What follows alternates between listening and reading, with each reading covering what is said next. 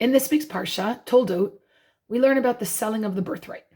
Yaakov was cooking a lentil dish, and Esav comes back from the field, and he's really tired.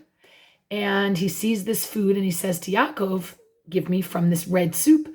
And Yaakov says, I'll sell you this soup for the birthright. And Esav takes it because he says to Yaakov, Hine anochi holech lamut, v'lama zeli b'chora. I am going to die. Why do I need this birthright? What does he mean by that?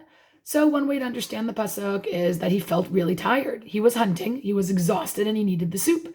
So he thought short term, ate, was satisfied, and lost the bechorah. We learn another idea from the Midrash that I think is very powerful. The Midrash tells us that Yaakov started to tell Esav all about how hard being the Bechor is. The Bechor is going to be the one who represents the family in Avodat Hashem. Later on, it became the Kohanim. But at this point, it would have been the Bechor. So Yaakov's telling Esav, it's going to be really hard. There's a lot of rules. You can't be tameh, and you have to keep really strict rules, and you have to be in certain places at certain times, and it's really hard. And if not, you get punished. And Esav, at that point, say Chazal, thought about it and said, Hine anochi olech lamut. I'm just going to die. That sounds hard. That sounds horrible. I'll fail. I'll be punished. I'll die. So sold the bechorah for the soup. What I always wondered about this midrash is, how would Yaakov have wanted such a right, such a responsibility, if it means lots of rules and it's really hard? It's clear to me that what Yaakov was looking at was the list of all the positive parts about having the special job of representing Hashem. And how Yaakov looked at something like needing to stay tahor, needing to be in a certain place at a certain time, needing to do things a certain way, behaving a certain way that was going to be dictated by Hashem.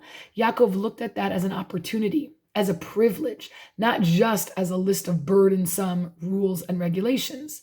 But someone like Esav saw it just as a bunch of rules and wanted out.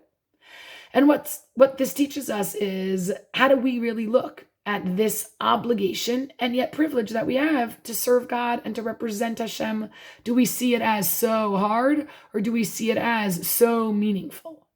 And we, the children of Yaakov, see it as so meaningful. I think about this often when I think about living in Israel. I think a lot of people come to Israel and see things that are really hard. There are no Sundays. The milk comes in a bag. I'm so far from family. It's so hot. I can only afford one car. But other people come and say, I can't believe I'm here. I can't believe I'm at the end of a 2,000-year-old journey, right? I can't believe that I'm able to live where God talks about. The whole Torah is all about getting to here, and I'm here. I can't believe I get to live in a land where I have more mitzvot, more of an opportunity to serve God.